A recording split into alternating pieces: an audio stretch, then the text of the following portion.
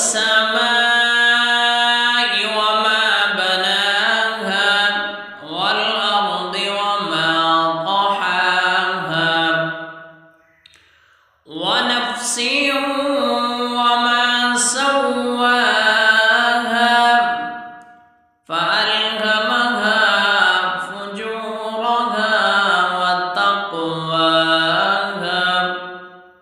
قد أفلح من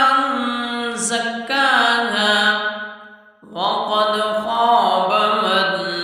دساها كذب الثمود بتقواها إذ انبعث أشقاها فقال لهم رسول الله ناقة الله وسقياها فكذبوه فعقروها